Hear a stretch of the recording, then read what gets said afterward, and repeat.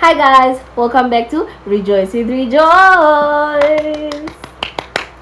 Falling in love with Jesus.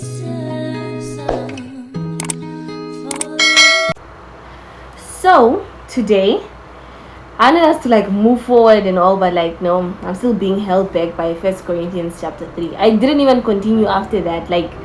Sure, I will explain.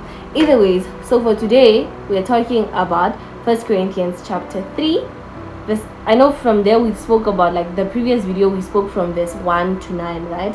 Now today we're going to talk from verse 10 to 16. And even I feel convicted by it, but yeah, so today is 1 Corinthians chapter 3 verse 10 to 16. Okay, so before that, our title for this video today is "We Are Living Proof of God's Existence." I know it's not the first time you guys are hearing me talk about this. We are living proof of God's existence. I keep yapping about it. It was even the theme for my Bible picnic. I know. But now, for the people that were not in my Bible picnic and the people that were still at my Bible picnic, I know we spoke about it, but now this is going to correlate to 1 Corinthians chapter 3, verse 10 to 16. Okay? There's always something to learn. The title can have so many different meanings, can be represented in so many ways. So ask yourself, what does it mean to be living proof of God's existence? What does it mean to be living proof of God's existence? To me, I've come to learn that being living proof of God's existence is, you see how when you see nature does not talk, does not breathe, understand, does not talk basically. So you look at nature and you go wow, God's creation, you understand. Now that's why it says we are living proof of God's existence. So we are the ones that talk. We are the ones that go out there and represent Him with our actions, because we move basically. 7 characteristics of a living organism. Go back to your science. Anyways, so yeah, I've come to learn that I can use all my 7 characteristics of me as a living organism to represent the person that gave them to me, to represent who gave them to me, which is God. So that's what we're here to talk about. So we're going to read chapter 3 from verse 10 to 15 just for now. Okay, it says, "According to the grace of God given to me, like a skilled master builder, I laid a foundation and someone else is building upon it. Let each one take care how he builds upon it. For no one can lay a foundation other than that which is laid, which is Jesus Christ. Now if anyone builds on the foundation with gold, silver, precious stones, wood, hay, straw, each one's work will become manifest, for the day will disclose it, because it will be revealed by fire, and the fire will test what sort of work each one has done. If the work that anyone has built on the foundation survives, he will receive a reward. If anyone's work is burned up, he will suffer loss, though he himself will be saved, but only as through fire." Right? So can you see the fact that we are left a foundation? And that's even why I say we are living proof of God's existence. Yeah? Jesus left us this foundation. Yeah? In terms of this is the foundation. Let's just say this is the foundation. I don't know if you know the story of the little pigs. Yeah? Let's take that story for instance. That little pig, the one built with straw, the other one with wood, with sticks, and then the other one with bricks. Right? So it's exactly like that. As children of God, we are like those little pigs. Whatever we build on top of the foundation, which is Jesus Christ, is what determines, that's what determines who we are at the end of it all. You understand? So I'm gonna reference it with 2 Corinthians chapter 3 verse 1 to 3. Yeah? 2 Corinthians chapter 3 verse 1 to 3 talks, that was the theme of our Bible study, the last Bible picnic we had. It talks about, are we beginning to commend ourselves again? Or do we need, as some do, letters of recommendation to you or from you? You yourselves are our letters of recommendation, written on our hearts, to be known and read by all. And you show that you are a letter from Christ, delivered by us, written not with ink, but with the Spirit of the living God, not on tablets of stone, but on tablets of human hearts. Let me highlight that again. And you show that you are a letter from Christ, delivered by us. How many of us can go out there and say that with the way I live my life, with the way I present myself to people, I am a letter of Christ? Just be honest with yourself. Like, how many of us actually can say we are letters of Christ? That even, you see, for instance, if you get like a love letter, the words in that letter is what makes it a love letter, because it's just a piece of paper that was written on, but the words in that letter is what makes it a love letter. It's exactly like that. Remember last time we're like, so many people are Christians, but they're not Christ's kids. They're not children of Christ. You understand? It's like that.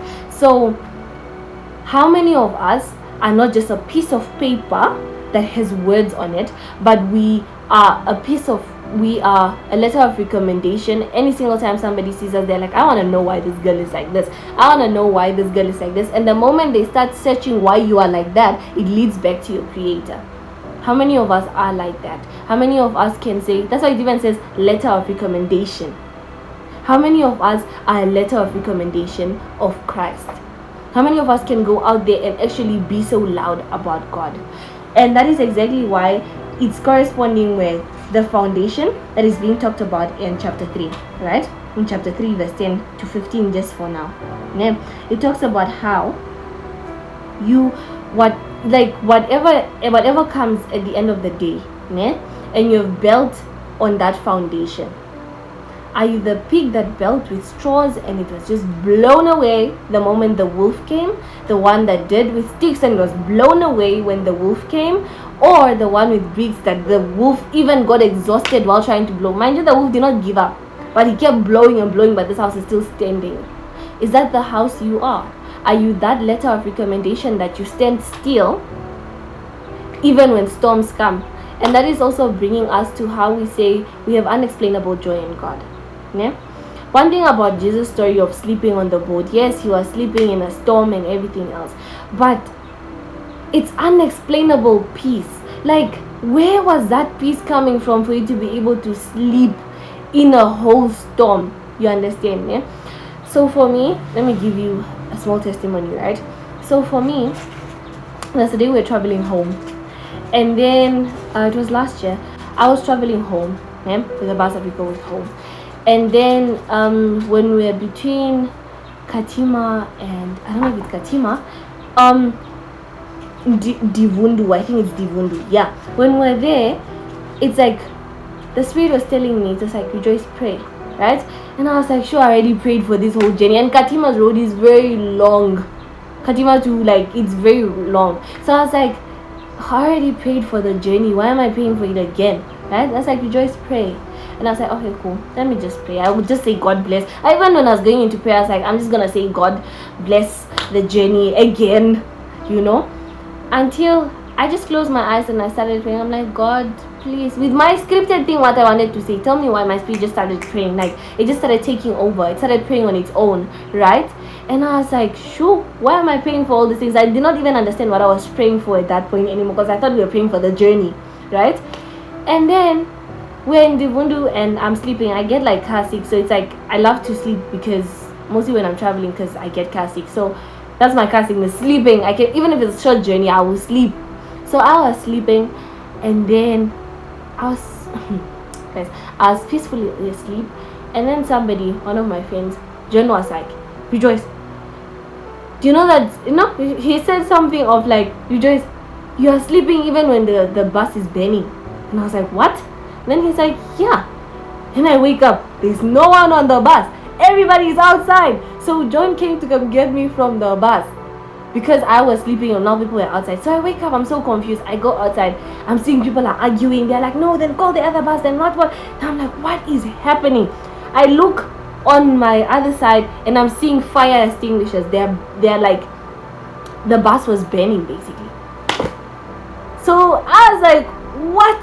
And I slept through it, because obviously there was havoc when people kept moving out, and I slept through it. And I was like, what the heck? And I was like, exactly, that's what you were praying about. And it takes you to be the letter of recommendation. It just takes you, that one person, to pray for that bus that day. I even called my mom that day and I was telling her that, oh, we are stuck in Divundu because the bus bent down. She was like, I had a very bad feeling about it. You understand? Like, she's just also, in terms of her spirit was not at peace, and she also just started praying, not knowing what she's praying for. You understand? So imagine, I'm not saying it's because of me that bus did not break down, but no, I know very well that I played a role in why that whole bus did not bend down. You understand? It's exactly like that. It takes you to be set apart. You understand, eh? To be set apart in a point whereby even when you're faced with a situation, you can be the reason why other people are being saved from it. That's why it's even talking about, you see the little pigs, the others, when they ran to the other one's house, you are the one that built that house of bricks to be able to accommodate for the others that went, like those ones that were destroyed. They can run to your house. How many of us are we shelters of God? How many of us are we, our foundations built on bricks for us to be able to accommodate for others that God sends to us? You understand? That's what